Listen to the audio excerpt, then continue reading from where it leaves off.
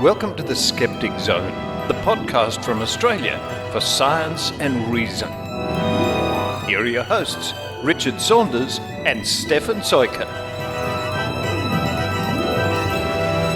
Richard, oh my goodness, I can't believe where we are right now. We're in lockdown, Stefan. You're in your studio. I'm in the Skeptic Zone studios, but the big news is, of course, this is show 600. 600? 600, wow. the lockdown edition. Wow, that's incredible. How much is that in Arabic numerals? I hate to think. Probably about 600. I think it's 600. That's a long time in anyone's books. It's almost 12 years of the Skeptic Zone. Do you remember 12 years ago when we were in your little studio recording the very first episode? Yeah, wow, it's been a long time. It has been a long time, but isn't the world a strange place at the moment? How are you doing in the lockdown, by the way? It's become quite an interesting time, I guess, hasn't it? Like everyone's just been shaken into some sort of new level of understanding of what's going on in the world, or they're trying to make sense of it.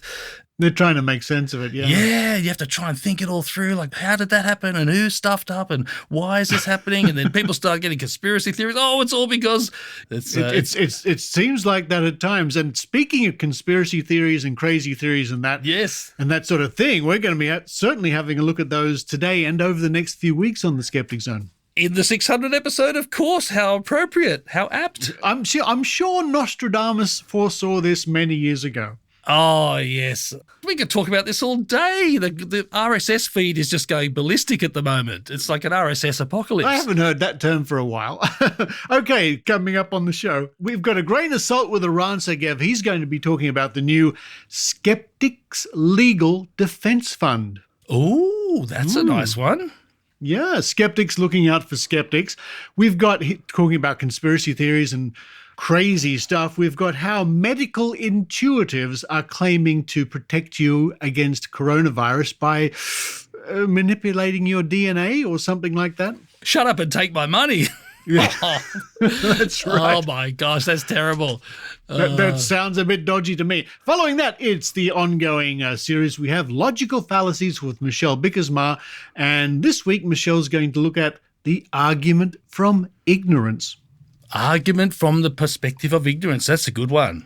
Yeah, that's a very good one. That's a very good one. Followed by the Book of Tim with Tim Mendham, Water Divining Part 3, and we're going to end today's episode with tips and advice and viewing recommendations for the lockdown from Maynard. You have always had the best lineup. It's variety. You cover every base. That's why the Skeptic Zone's still going at 600 episodes. Yeah, it must be some reason, right? This new era we're living in, Stefan, it's crazy. I mean, all of us we're all exploring new ways to communicate and connect, aren't we? Yeah, that's right. But if we've been fooling everyone for 600 episodes, I don't think we'd have an audience left. So we must have some level of credibility here. And speaking of the first segment off the rank, Grain of Salt, I believe you're still playing the intro theme. Grain of salt. And you wrote that, of course. Still, well, that's because I'm meaning to talk to you. I know we haven't caught up for a while, been in isolation and stuff. And I've been talking to my legal defence fund. And, the royalties have just built up and up and up and up and up. And I think I'm owed 0.05 of an Iranian rial at the moment. So if you could try and line that up for me, just so we can square the books, just settle things so we can just move on. I think that's what we should do, Stefan. Why don't you and I look into that? But also, you wrote the theme, and today on the show, I'm playing the original, rich orchestral theme you wrote. The orchestral one, the one that was sort of all Star Trek-y and stuff. Yeah. Well, the Star Trek. Oh, yes, it was Star Trek-y, wasn't it? It was like off into space and all that sort of stuff. Yes, it was a bit of it was a tribute. It was a tribute. It was. Lovely. Well, Richard, it's great to catch up with you. We will have to do video conferencing. We'll have to come up with some sort of a way that humans can interact in a physical way after this whole meltdown continues for the next 16 years or so. I think we could come up with something, a virtual touchy-feely rubber suit that we can wear. I think rubber would be the best way to get started, and electrically stimulated rubber. I think we can all talk to each other then fully. We can embrace. It'd be wonderful. We could do something to each other then. It sounds interesting. I wasn't thinking that at all. Oh, Richard. Say no more. Okay, let's go. 600. Let's go. Let's get on with the show.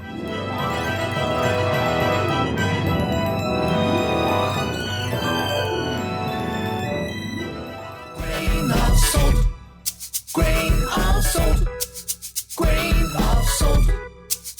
Let's all take this with a grain of salt. Here's Iran Segev.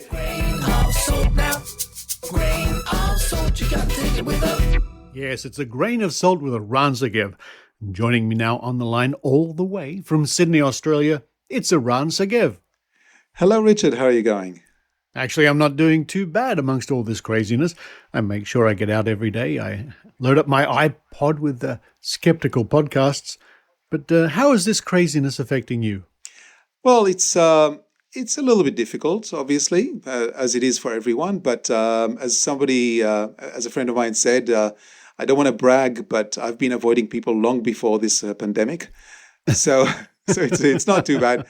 But it is obviously limiting, there's all kinds of things, people that we want to see and things we want to do and we can't. But it's the kind of thing that the entire world is dealing with at the moment. And we are very fortunate that we have running water and we have medical services and we have the ability to isolate ourselves. With a lot of the world can't do that. And I think that's something that we in the richer countries need to remember, that there are countries where you can't isolate yourself. You can't not go to work, because if you don't go to work, there's no money for food that very night.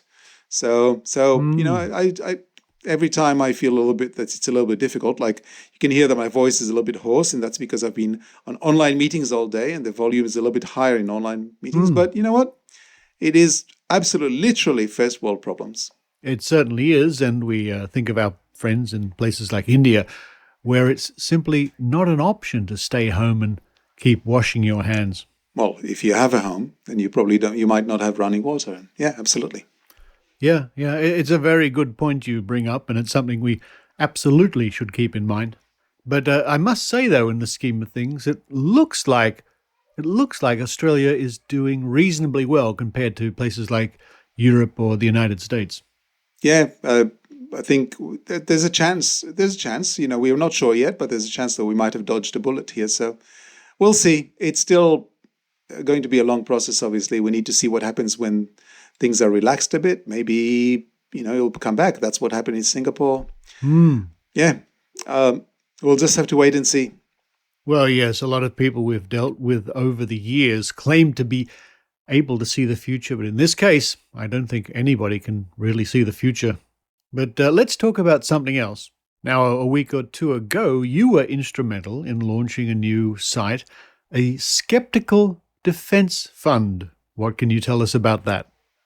Okay, so maybe a little bit of the background first. As you know, we at Australian Skeptics have a bit of a history with fundraising for legal cases. It started in 2011, I think it was, with Dr. Ken Harvey, who was sued by a con man who was selling illegal weight loss products that, of course, were not working. They were complete quackery. But Ken lodged a complaint against this con man, and as a result, this con man sued Ken for defamation.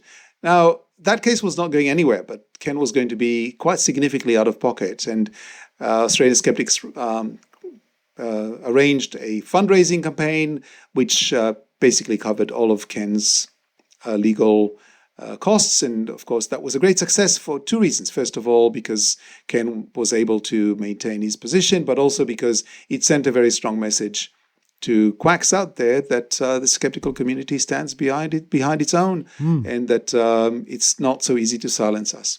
Then jump forward to 2017, and Brit Hermes was, I think most of your listeners will know who Brit Hermes is.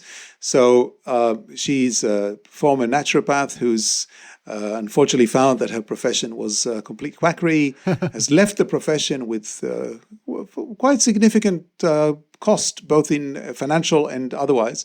Now lives in Germany with her husband and child and a very big dog, and does a PhD has a master's degree, and now working on a PhD in actual science. Brit has been writing in a blog called Naturopathic Diaries about her experience and about naturopathy in general. And for her efforts, she was sued by a naturopath, an American naturopath, for defamation. Now, initially we didn't know much about it. But she started to defend herself. She was in the process. We were talking to Brit about coming to Australia for a conference. Yes. And then when we started discussing this, I suggested that maybe it would be a good idea for us, because we have the experience, to arrange a defense fund for her, a fundraising campaign for her. And from that, obviously that's expanded quite dramatically, and Australian Skeptics were the main organizers, but this was a very large coordinated effort. This was nothing like the Ken Harvey one, which was completely local. This was global. It was many skeptical groups participated, and we raised the funds to defend Brit, which was at the time was estimated at 50,000 euros, about 80,000 Australian dollars by the exchange rate of the time. Mm-hmm. We raised that in 8 days. Yes. I'm mentioning all of this story because it really is important to what comes next. So Brit has recently won her case, and the thing is, the funds kept coming in even after we raised the original funds requested. And so we said we'll donate the funds to a Skeptics Legal Defense Fund. Now, at the time, we didn't know what that was going to look like, but it's just an idea that somebody came up with, and we thought that might be a good idea. It was not the only option. Once Brit has now won her case, and with the amount remaining after covering all of her costs, the very last cent, it's about 32,000 euros that remain in the bank. And we're ready to move on to the next step. So I've contacted several people who have experience with legal situations related to their skeptical activism, which is Dr. Stephen Novella, Simon Singh, and Brit Hermes.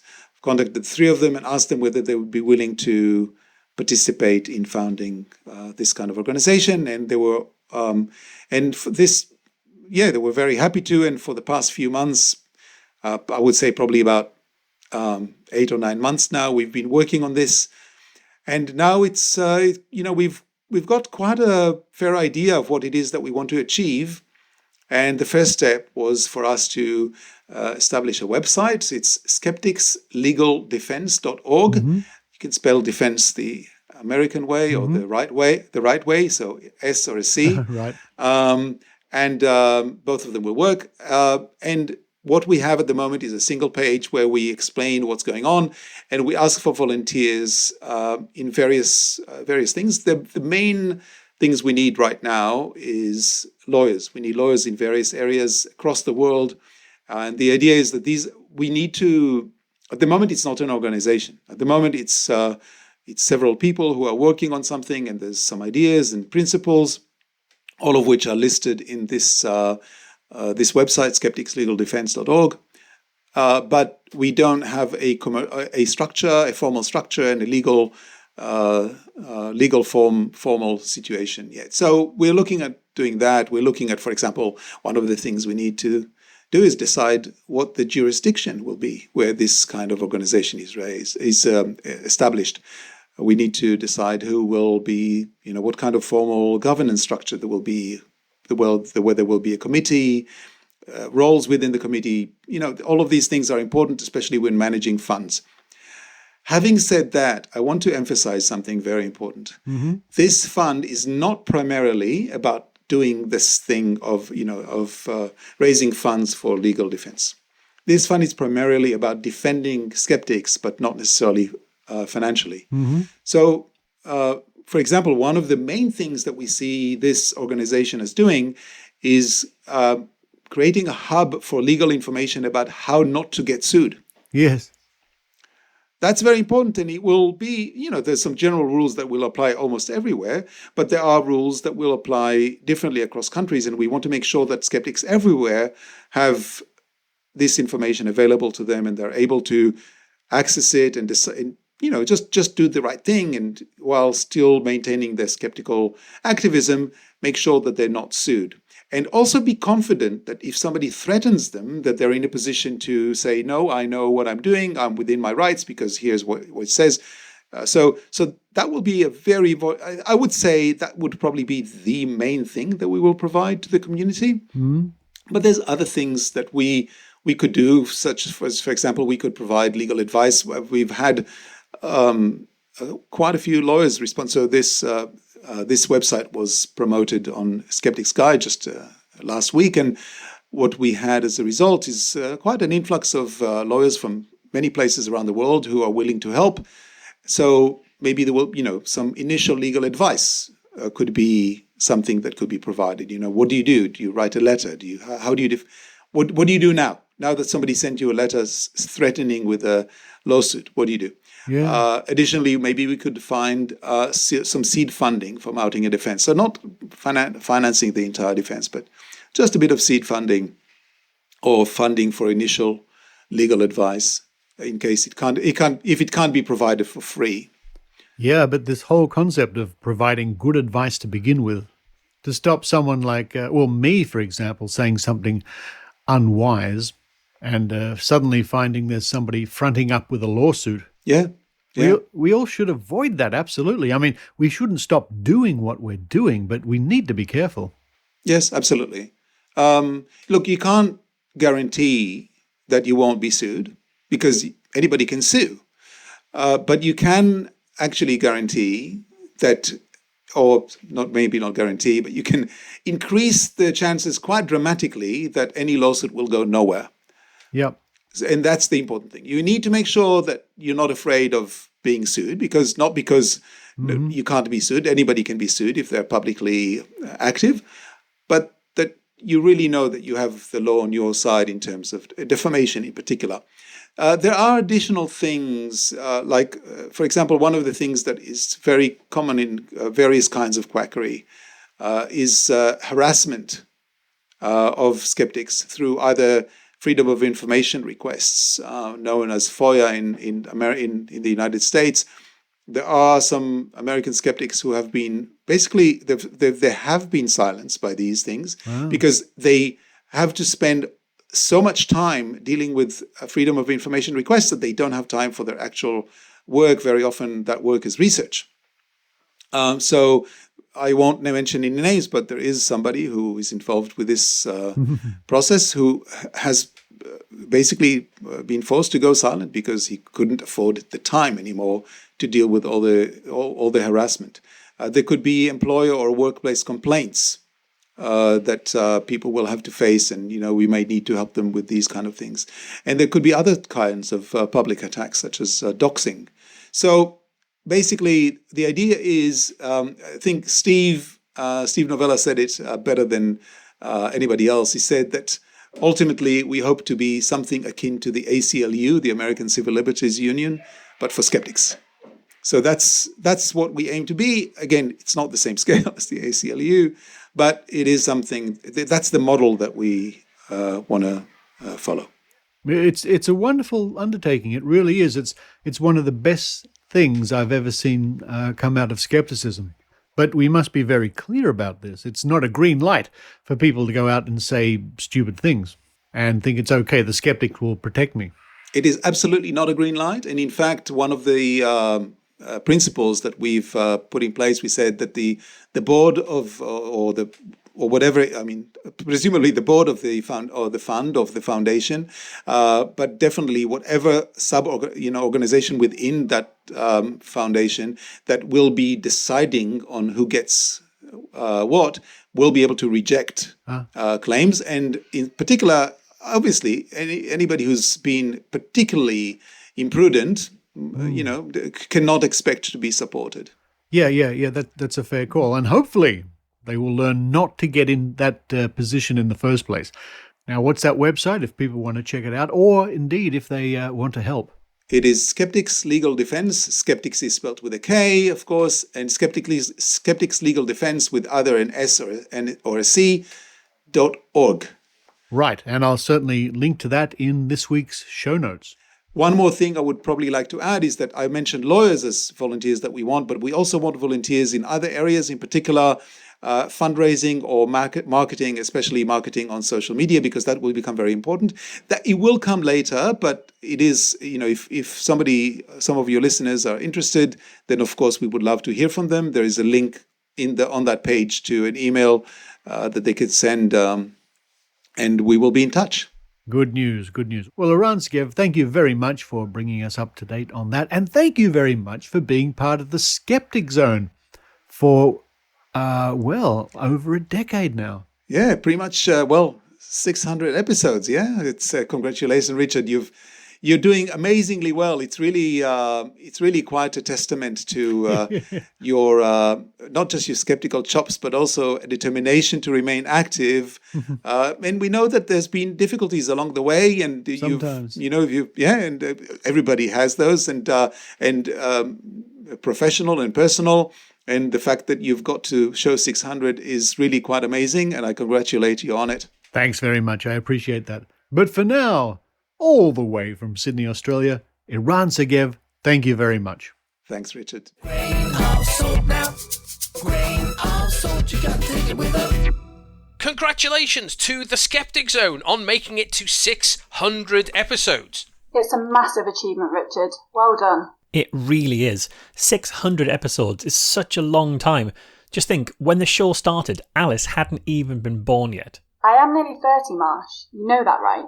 Let's pretend I do know that, yes. Still, just think of all the ways the skeptical world has changed over the course of those 600 episodes. Yeah, and how the kind of pseudoscience we face has morphed and changed in that time. Definitely. It feels like now, more than ever, good, solid skepticism is what we really need. So keep up the good work, Richard, and congratulations on show 600 from Skeptics with a K. Hello, Skeptic Zone listeners. Congratulations to the Skeptic Zone and Richard Saunders for number 600.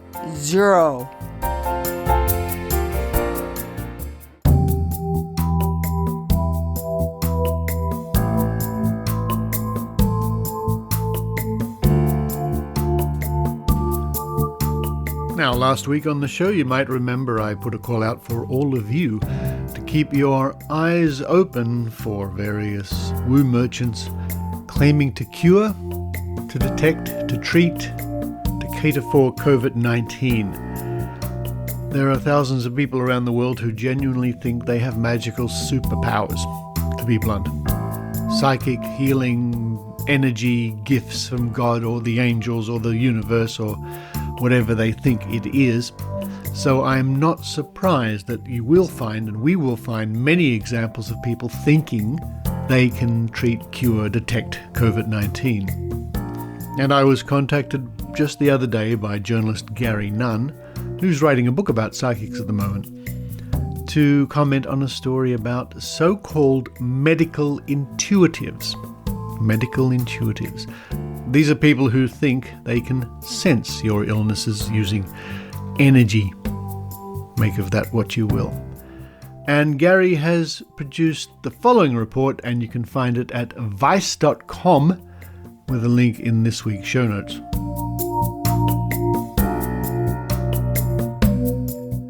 The medical intuitives promising to protect your DNA against coronavirus. By Gary Nunn, published on the 30th of March 2020. And this will include some little side comments by me. Just before large gatherings were banned due to coronavirus, but after it hit the news, I attended a mind-body-spirit convention in Sydney. As expected, it was full of clairvoyants and generalist psychics. But there were also a lot of people describing themselves as medical intuitives. And the first note from me is that some weeks ago we made the decision at Australian Skeptics and the Skeptic Zone podcast not to attend the Mind Body Spirit Festival, the Mind Body Wallet Festival, as a statement due to the fact that we feared a high percentage of the people attending would be anti-vax, maybe would not be vaccinated, and it was simply a little bit risky for us to go. We read on. According to various sources, so-called medical intuition involves reading and gathering energetic information from the body in order to heal it. One such practitioner and speaker at the convention was 60-year-old Julie Lewin, who told the crowds that she could create the perfect DNA to protect you from coronavirus. Julie would later explain to me that scientific evidence just isn't her thing. It doesn't matter to me whether it's scientifically proven to be true, she asserted. It's that I believe it to be true. For the record, I'm no psychic groupie. I'm writing a book examining psychics' unchecked power. So this was research. But I was intrigued by Julie's grand claim and called her at home in Queensland to find out more. I feel and see inside people's bodies, Julie told me, when asked how she operates as a medical intuitive. A movie in my mind plays, so I can see what's happening. Julie has been doing this work since she was 25, when a psychic told her she had a gift. And a side note from me, a common ploy used by psychics is to tell their sitters that they too have psychic power. It's called the psychic credit. Let me see, dearie. Yes, the cards are telling me, the Ace of Wands. Did you know that you're a little bit psychic too? You have psychic potential. This sort of thing. So that's hardly surprising. We read on. Prior to that, she was in corporate life and, among other things, ran her own secretarial business. These days, she makes a living by running retreats, where she teaches her methods for $997 Australian. She believes everyone has intuition and can learn the techniques to heal themselves. Medical intuitives genuinely believe they have a magical gift, says Richard Saunders, the former president of Australian Skeptics. It's largely to do with the constant positive enforcement they get from clients, who are believers to begin with. They surround themselves in a bubble of people who believe the same things. In better times, these people slip under the radar, but in times of national emergency, they really should be scrutinized, named, and shamed. And a little aside from me, what I was getting at there was like the people who visit naturopaths and psychics and medical intuitives and tarot readers and all the rest of it. They normally are believers to begin with when they turn up at the door, and they don't know the techniques of cold reading and the psychology involved. So they often will report back to the psychic or the intuitive that they feel better. And so the intuitive in this case gets this constant positive reinforcement. So it's no surprise that they really truly believe they have magical powers. We read on. Trained doctors aren't having it either. Dr. Brad Mackay, a Sydney GP and former host of the TV show Embarrassing Bodies, told Vice, "Hearing people talk about medical intuition reminds us how important it is to get a formal education. Julie has no formal medical qualifications, so how can she claim to create immunity from coronavirus? Well, she says, it's to do with something called codons. The inside spiral of DNA with small dashes coming out from inside the DNA. Look," she adds, "I don't understand the science of it too much, but it's like a light switch turning on and off. The one thing I don't do is really get into the science of stuff. I use my intuition to do the visualization because then I can get an outcome." Another aside from me, standard stuff, somebody who knows a little bit of science or a few scientific words, just enough to sound semi-credible or completely credible, I should say, to her clients. And she really doesn't know what she's talking about. The road to hell is indeed paved with good intentions, we read on. According to Julie, humans have 20 codons switched on and 4 that are switched off. And to create immunity from coronavirus, we need to have all 24 switched on. How do we do that?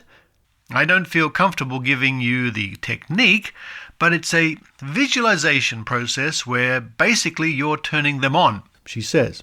But it's better they listen to my voice guiding them through that process than seeing it written down.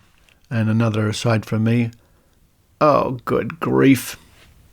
We read on. I checked. The codons form a unit of genetic code in DNA. Humans have 20 different amino acids and 64 possible codons. Julie says she regularly turns on all 24 of her own codons through visualization techniques that help her recover faster from conditions like pneumonia. It's like when I was flying to Sydney for that event, she tells me. I noticed 2 codons weren't quite switched on, so I switched them on. Another note from me. Oh, good grief. We read on. I ask Dr. Brad Mackay for his thoughts. A visualization process might earn you high points on a Scrabble board, he says, but isn't going to switch your codons on or off. In addition to her claims that she can switch codons on or off for her clients, Julie also advises them to keep out of polarity. When I ask her what polarity is, she says, it's like Hitler. He polarized people.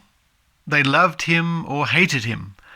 Keeping out of polarity is keeping your body's charge zen not too high or low.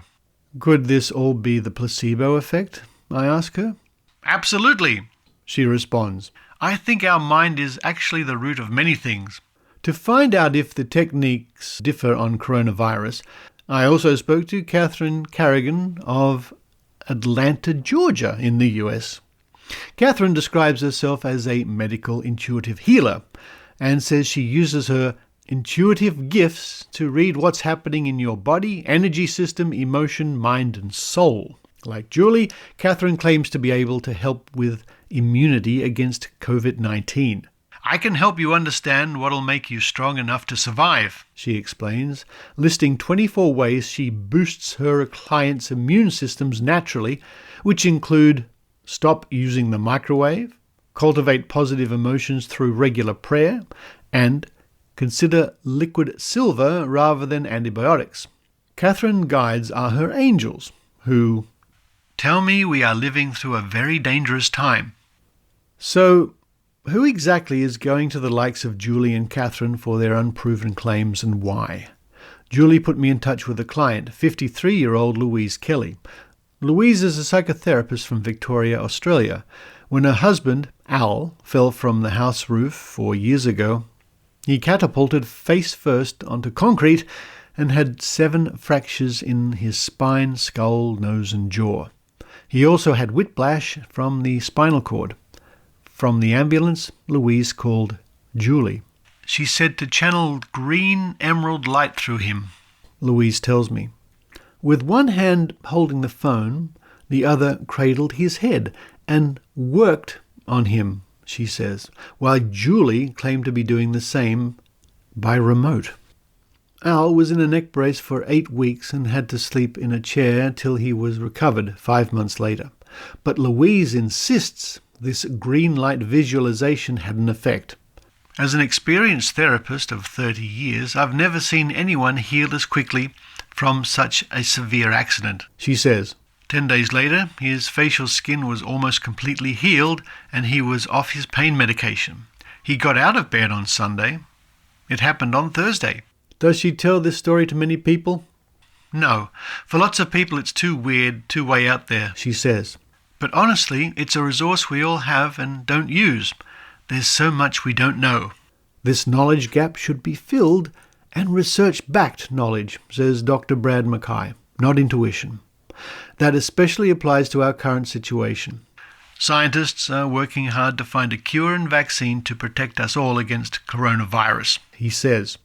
Hearing someone claim to boost your immunity against this potentially lethal virus is insulting to the researchers working day and night to provide us with real solutions. My intuition tells me the experts aren't buying it. Gary Nunn is a freelance journalist. Reach him on Twitter at GaryNunn1. Now, those stories certainly square with my experience over the last 20 years of dealing and meeting and talking with people. They're deluded to one degree or another for one reason or another, largely to do with the fact that they keep getting this positive reinforcements from their clients. You're wonderful, you healed me, this is great, I love coming to you, thank you, and so on and so forth. But in this time of a truly international emergency, people like this, as my contention, should be prosecuted. A link to that story in this week's show notes.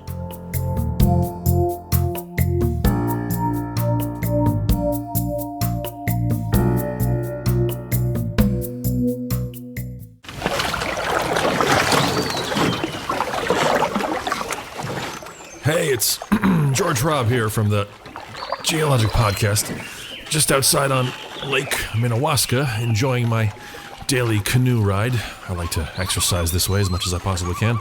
Listen, I wanted to just take a second to congratulate Richard Saunders and the entire Skeptic Zone crew for reaching the incredible milestone of, 60,000 episodes. That's really quite unbelievable. Like really unbelievable. So much so that I worry that my notes here might have gotten wet. Let me just see. That's a 6, and 60,000. Anyway, woohoo! Congratulations. To all of you, first and foremost, to the ever vigilant and skeptical Richard Saunders and all of the zoners, past and present. That's what you're called, right? Skeptic zoners, I guess. Including, of course, Maynard and Joe and Stefan and Michelle and Heidi and Mandy Lee and the other Michelle and Trish and Iran and Tim and Dr. Rachie and Dr. Polly and Dr. Cassandra and Kevin and Jim and Shelley. Yeah, here's to the next 60,000 episodes. It's amazing. It's just super impressive. It seems as if I've sprung a leak and am slowly sinking. So while I still have time, let me just once again congratulate and thank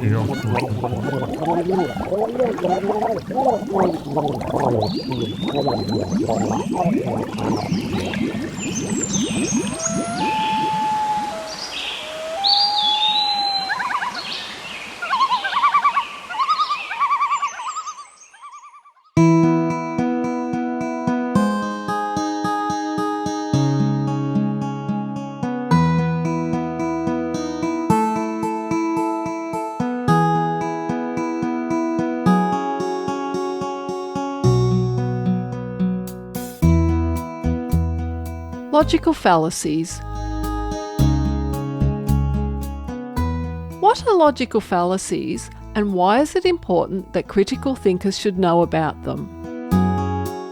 A logical fallacy is an error we can make in reasoning, but it usually crops up when we are discussing or arguing our point of view.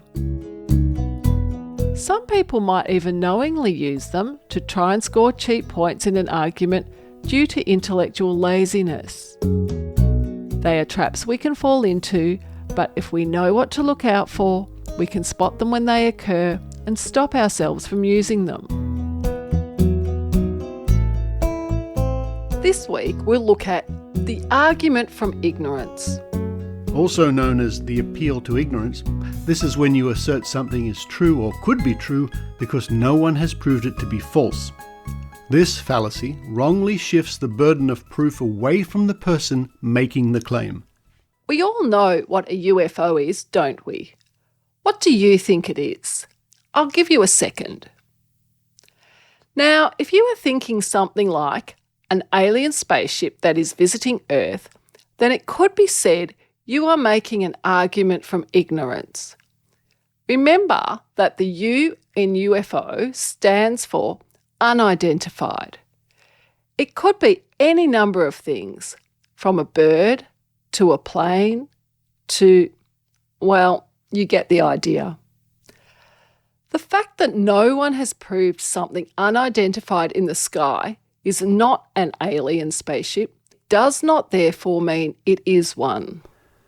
The ancient Egyptians had access to advanced technology and knowledge that has been lost for millennia. How else could they have built the pyramids? Even today, scientists are baffled by how it could be done. Were they helped by advanced aliens? This surely is proof that the Earth has been visited by extraterrestrials.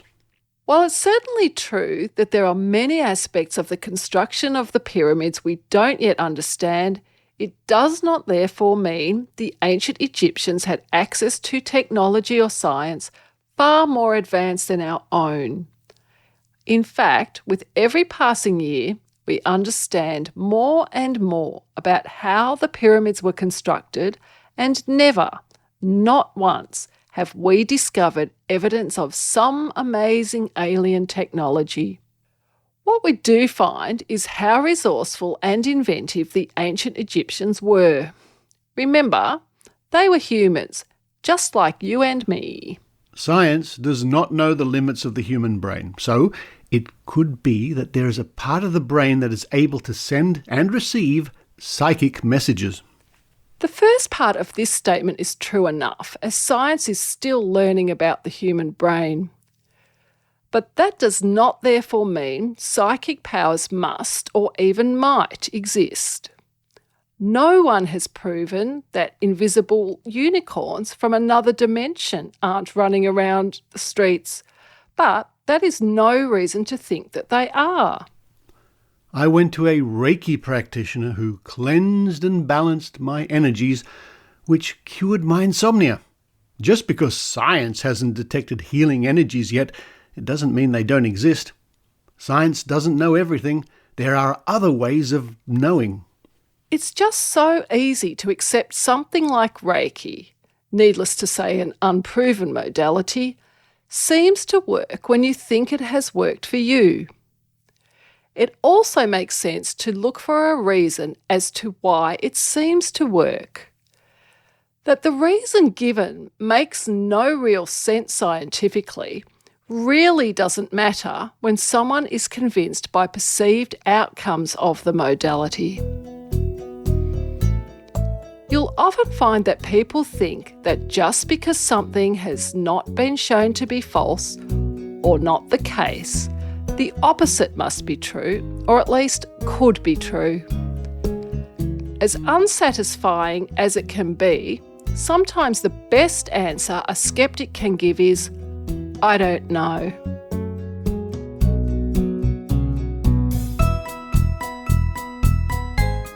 Knowing a logical fallacy when you hear one, and even knowing its name, is important when arguing your point of view.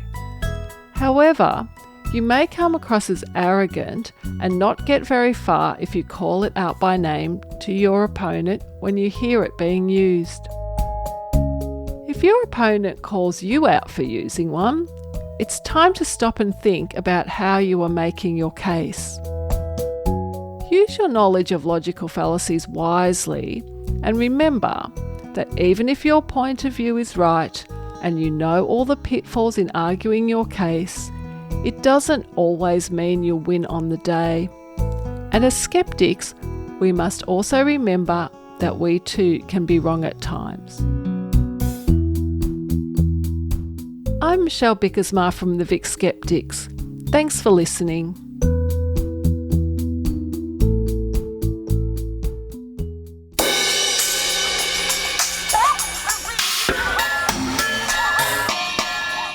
Hi, Skeptic Zone listeners. It's Ben Radford, Pasquale Romero, and Celestia Ward here.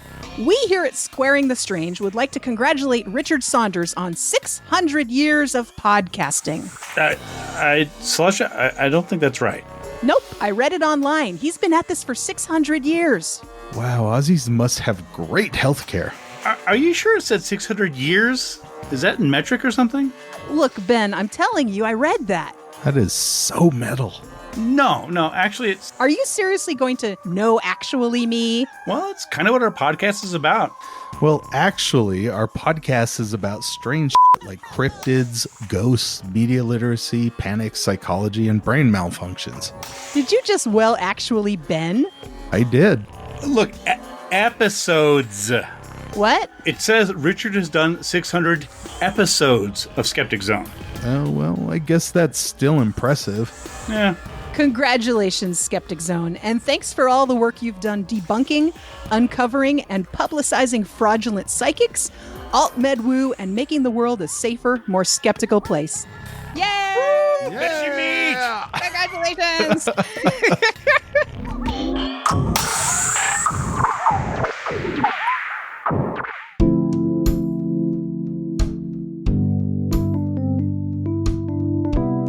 And now, a reading from the Book of Tim with Tim Mendham.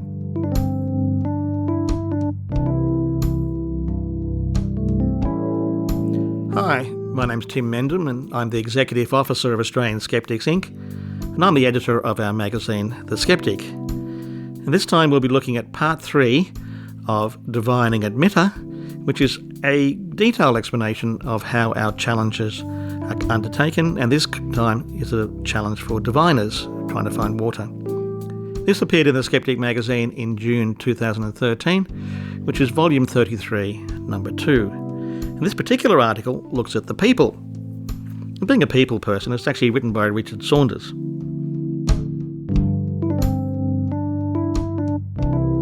So people often ask Richard why he became a skeptic. There are many reasons, but towards the top of the list is the work of James Randi. Richard said, "No surprise, I know, but one area of Randi's work stands out for me in particular. Around 1980, at the invitation of Dick Smith, Randi travelled to Australia to conduct the now legendary water divining tests. The documentary of these tests, James Randi in Australia, is available on YouTube. It goes without saying that this is a classic of skeptical investigation and a must-see for any skeptic, young or old. But putting the actual testing aside for a moment, I'd like to concentrate on the real stars of the show, the diviners.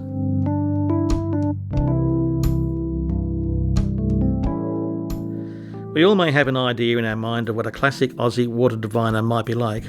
A bushie in their 50s to 70s, broad Australian accent, a nice sort of bloke, or from time to time a woman.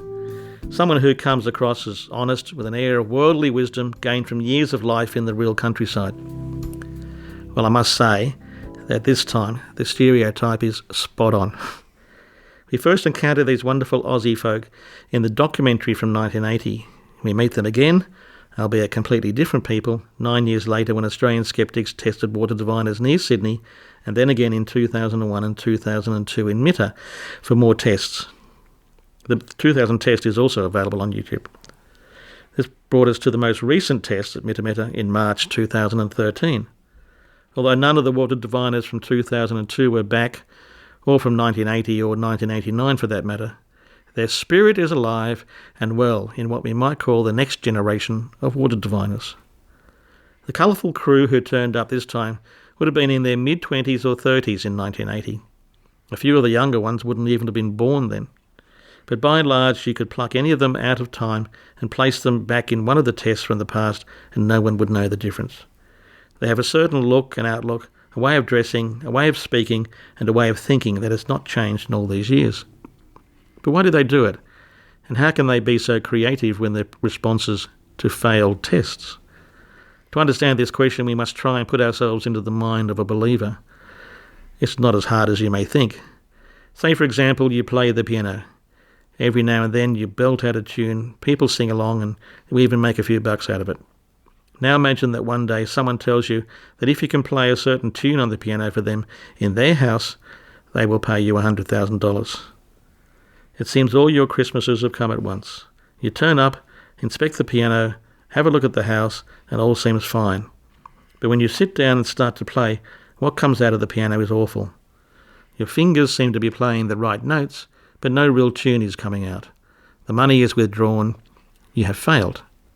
If this happened to you, you would at once be looking for the trick, or the reason as to why you suddenly failed to do something that you know full well you can do. This, I submit, is what is going on in the head of the water diviners when they fail the tests. To them, water divining is real. It's something they do. It's beyond question that it works. I understand why they need to find a reason to explain their lack of success on the day. For me, one of the telltale signs that someone is honest in their belief is the length and creativity they will go to in order for them to preserve their worldview. You can see it in their faces as they study the situation and come up with what to them explains the failure. This explanation then becomes a certainty and satisfies a vital need they have at the time. They have found a reason to justify their lack of success, and that reason has nothing to do with whether water divining works or not. In fact, the question of whether it works is not even entertained. The water diviners at Mitta in 2013 behaved exactly as predicted, and they thought along the same lines as their predecessors. I found them to be honest and sincere, with a real expectation that they would succeed and collect the money. They are a genuine part of the Australian landscape, no matter what we may think of their paranormal claim. But the interesting thing about a lot of the diviners is the excuses they come up with after they have failed. These excuses are fascinating and often quite wonderful in the way the minds of the diviners seem to work when the all-important results from the test are revealed. Even in 1980, Randi was making the point to Dick Smith that water diviners will rationalise their failure, although the same is true for many who believe in paranormal claims. Dick had been quite concerned that, seeing their poor performance, the diviners would be devastated. Randi assured him that, don't worry, they'll find a reason why they were not at fault, often within minutes or hours of the test. This we see again and again, and the rationalisations are as entertaining as the diviners themselves. For instance, in 2013, the following were some of the reasons used. The water has dirt in it. Well, it's groundwater, so probably right. The sand has water in it. Doesn't natural sand? The sand has minerals in it. Yep. Too many people. I've got to be in a relaxed state. The water is not flowing, but they could do it when the water was revealed to them. This is not how I normally divine. Again, he did it successfully when it was revealed to him, although that person eventually didn't complete the trial and they left. There's a stream under the tennis court, which is puzzling because the local skeptics had a ground-penetrating radar scan done beforehand. There is a pipe system here. There was, but in a totally different place. Ian Bryce's favourite was, have you heard of spontaneous human combustion? Their legs burn off up to the knees. That proves humans are made of 1/3 water, 1/3 minerals, and 1/3 static electricity. The metal fence around the tennis court is earthing out, and sparks are jumping off it into my legs.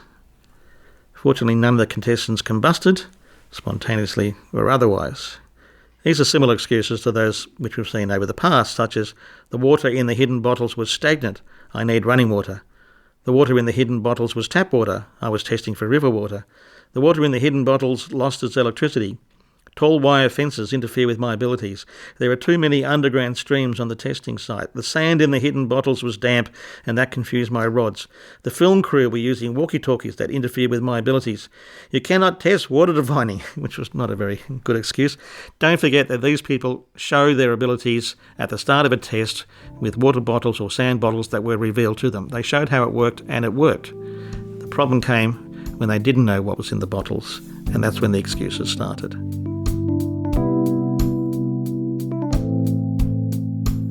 So that has been part 3 of our look at the divining tests undertaken at Mitamita in 2013. We've covered the tests, we've covered the people, and we've covered the overall event. And that gives you a pretty good indication of the way challenges are done, certainly for this particular topic, and the outcomes that we have received. Over the years, we've probably done over 200 tests for our $100,000 challenge. Most of them, certainly more than half, have been for water diviners and dowsers. Others have been psychics and you name it, what other people. So far, no one has managed to get past that preliminary test, as was the case with the diviners and as the case with many others. That doesn't stop us looking. We are serious. It is real money, a real $100,000, and we are looking for someone who can claim it. But so far, no one has been able to do so. Tomorrow, who knows? This has been Divining at Mitamita Part 3, as appeared in the Skeptic magazine, June 2013, Volume 33, Number 2. And you can read this article and all the other articles in the magazine for free. You can download issues of the magazine, except for the last 4, from our website, www.skeptics.com.au. Look at the tag for magazines, scroll down and you'll see all the magazines there available for your pleasure.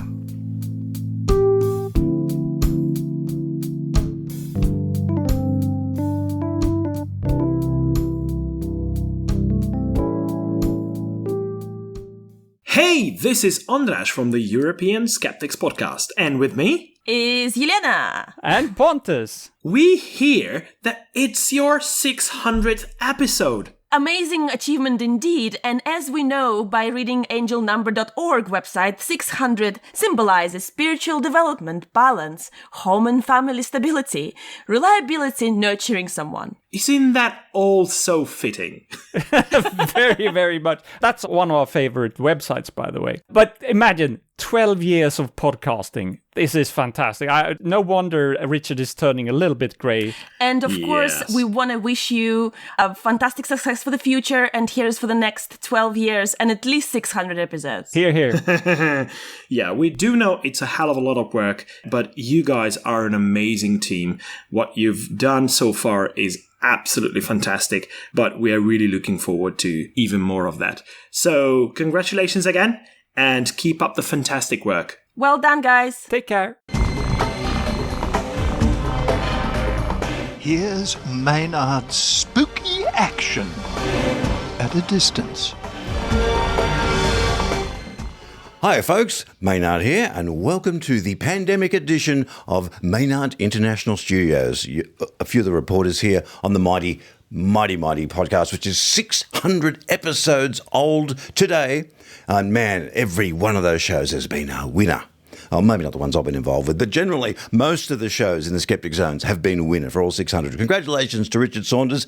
I'm here with all Richard's friends, alone, at the Maynard International Studios, and I've taken a leaf out of Heidi's book because as one of the presenters here on the Skeptic Zone, you heard her talk about her day, her quarantine. Oh, that's right. They don't like using the Q word, do they? The quarantine that we're all in here. And I've just been thinking about her idea of giving the kids in the morning a bit of an activity like they're getting on the school bus, and they'd put balloons to represent other people on the bus on their way to school, which I think is a perfectly healthy and rational response to a worldwide pandemic. So I thought I can do that too. So I've filled Maynard International Studios with balloons so I can pretend I'm having a party. And I tell you, 2 of the balloons have been in the toilet for an hour and I can't even get in there. Get out of there, you balloons. Come on, get out of there.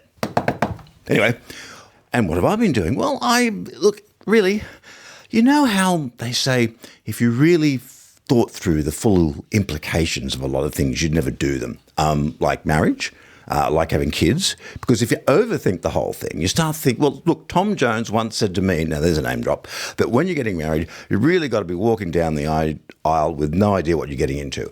Perhaps not the best idea legal-wise, but I can see what he's getting at there because you're thinking about all the positive things, that sort of thing. Same with kids too. I've never really wanted to have kids because have you seen me? Yeah, that answers your question on the whole thing. And I thought, yeah, because having kids and all that responsibility with me, I have trouble. Like, let's see now, it's 1:30, I've just had breakfast. Really, that's what, look, nothing's changed much really, except apparently there's a virus around now. And I've been looking into the whole thing of just being responsible for other people. I think it's great to do that and be that and celebrate that. But if you're someone who's not very good at just being responsible generally, you should be very careful. So I'm very careful just getting around the house here on my own. If there was actually a smaller human in here somewhere, I don't know where the ramifications of that would go.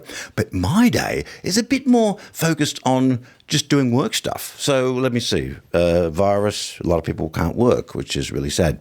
Maynard's career, Maynard often can't work. So that's the way it goes. So basically, I'm leaving the house slightly less and earning slightly less. That's kind of happened. It's very quiet, so you can do lots of recordings. That's one good thing that's going on. And I've also had a chance to catch up on some things that, those guilty pleasures, and I do enjoy those guilty pleasures of those movies that, everyone says that's not very good, don't watch it all the way through. So I thought I would. And one I would recommend to you, it is, Audrey Hepburn, everyone goes, oh, she's fantastic. Not all of the movies were good. There is one that is considered her worst movie, and I quite like it. It's called Paris When It Sizzles. It was made in 1962, starring her and William Holden, so it had big star power there. Soundtrack by Nelson Riddle. In fact, Fred Astaire and Frank Sinatra actually both provide vocals for the soundtrack. And it was not released until 1967, which was odd because when I was watching it, the fashions they weren't quite 1967. The studio sat on this movie for 5 years because they considered it, apart from the 2 stars, it was completely unsellable, which is kind of true. And when it was released in 1967, it was sort of sold as a little movie within a movie, The Girl Who Stole the Eiffel Tower, and they kind of sort of try to sell it in sort of a Batman kind of way on the poster, which never really worked. But it's a corker of a movie. I quite like it. It is difficult to watch. It will require your attention. It's not an MTV film clip, but it's got some great fashion, and Tony Curtis, who was unbilled in the movie, turns up in a couple of scenes as a bumbling James Dean-style actor, which I quite like. So there's something. There's a guilty pleasure for you. I've recommended that to a couple of people on Facebook, and they've got back to me, and I'm kind of, thank you is what they said in a text term. So I don't know if I've been welcome for recommending this to people. But anyway, so that's one of the things I've done.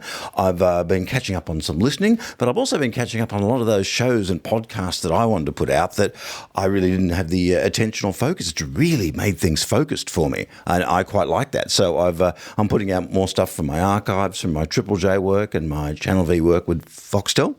That's coming out, and I'm going to be putting out a show more regularly, and certainly more video shows. I just put one up at maynard.com.au of the Melbourne Comedy Festival. Of course, the Melbourne Comedy Festival was cancelled in 2020, but I did a show there in 92 for Triple J, a show there in 93 for Triple J, and a show there in 2000 for Channel V Foxtel, which was all film clips talking to Australian comics like Eric Bana, Chris Franklin, a whole bunch of people, scared weird little guys, stuff like that, Tripod, they're all in the show, and I had to try and fit all those interviews into an hour with film clips and stuff, and it's even got some Weird Al in it, so I highly recommend that.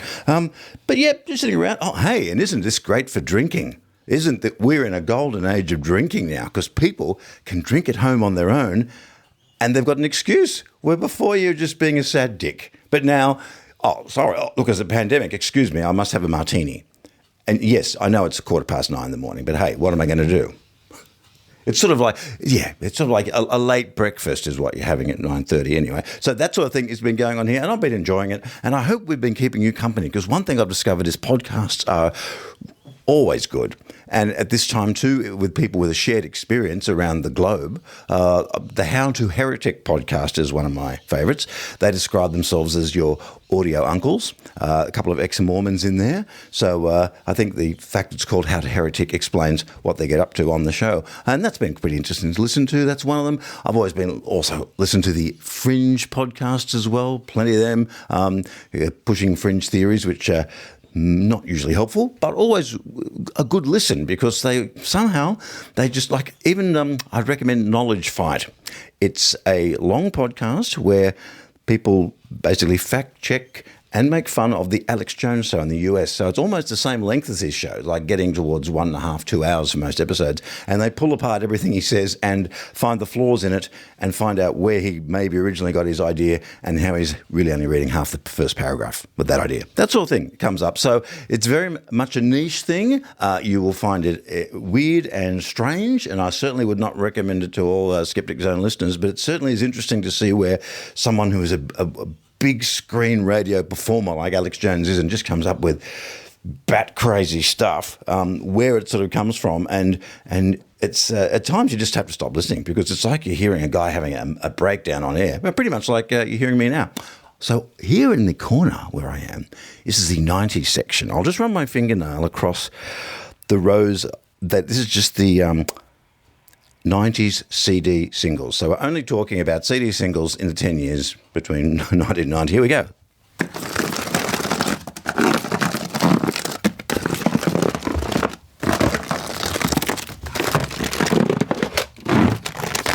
Almost finished.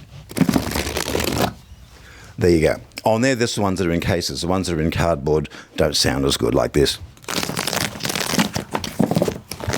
There. So there you go. So you can actually say you've heard my entire CD library of 90 singles all in there. Didn't take you too long. I'll just pull one out at random. Let's go. What do we got? Pet Shop Boys doing their cover of Somewhere by Barbra Streisand, a song that I have been critical of in the past, but their version of it's a bit of a banger. I think that's pretty much all I can count. Oh, we could go here. Look, there we go. There's the vinyl section, and that's the Reels beautiful album from the 80s, in which the Reels made all easy listening songs, which of course has This Guy's in Love with You was the Herb Alpert song that was the single off it, and they do some easy listening versions of their album. Behind that, there is a copy of the Temptation album from Tony Barber, who is a Australian quiz host who made a few albums. He's still around on Facebook, Tony. Good on you, Tony. I think that'll do. I've got a lot more I could tell you about and stories to be had, but, you know, it is a 600 show, and I am here with Richard and all his friends. Well, hang on. I am here with Richard Saunders' friends alone. I'm just going to find out what those two balloons I've been doing in my bathroom. Come on. Hey, you balloons, time's up.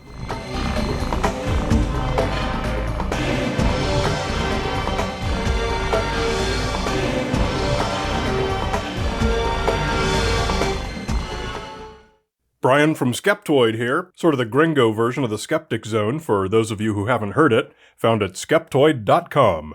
Two skeptical podcasts, both broadcasting for over a decade, both doing the same job from both sides of the Pacific Ocean. Just as Skeptic's Guide to the Universe and the European Skeptics podcast have both sides of the Atlantic covered. A worldwide network of skeptical goodness circling the round Earth, making it smarter, safer, and better, one podcast episode at a time. I first learned of the Skeptic Zone a year or two after I started Skeptoid, and have been listening ever since.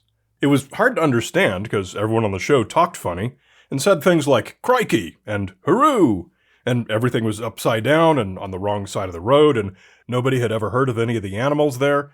But the important thing was that there was critical thinking programming in Australia. Scientific skepticism was being well represented to the Aussie podcast audience.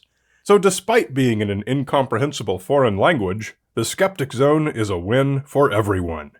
I've been lucky enough to get to know Richard pretty well over the years, and he's even been over to this side of the pond to hang out more than a few times. Most recently, we've been hitting all the local breweries here in Bend, Oregon, where I live, which is an open invitation to all visiting Skeptic Zone listeners. And so, more than a decade in, however many years, it's a huge body of work, 600 episodes. I want to offer my congratulations and my thanks to Richard and all the many contributors to the Skeptic Zone.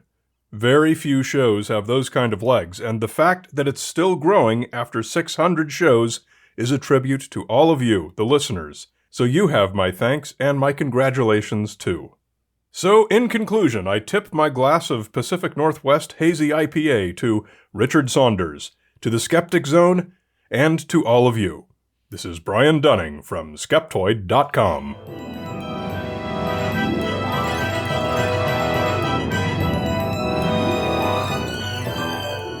Oh, Richard, what a show. What a show. The big 6th century, 600 episodes. What a big one.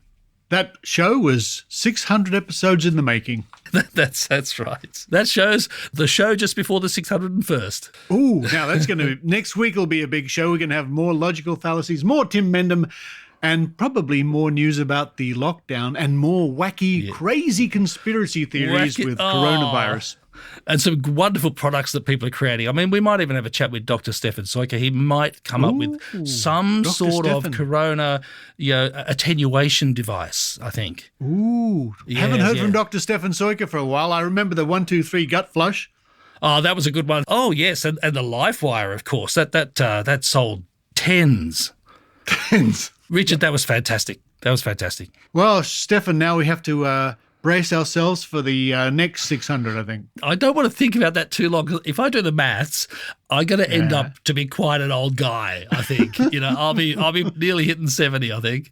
It's been a good life. It's been a good life. It's been a good life. And again, as always, we must thank our lovely listeners out there and the Patreons and the PayPal supporters who keep the show going. Oh, absolutely. I know I don't spend as much time engaging with the audience as I used to, and there's a lot of other things going on, but I listen to it all the time, and you're on Facebook all the time. It's great stuff to stay in touch, and what a great show. Stefan, great to have you back on the show for this special 600 episode.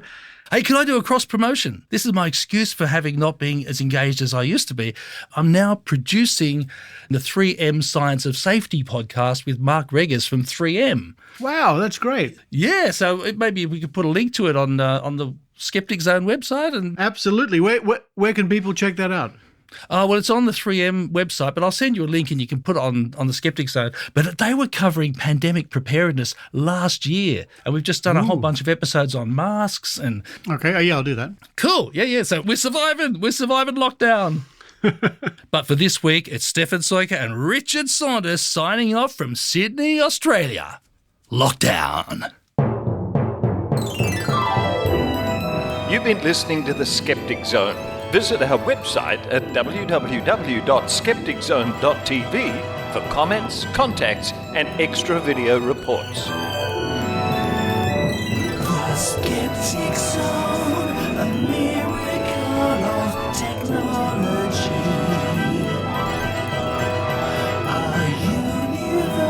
Fallacies of Reason, the Skeptic Zone.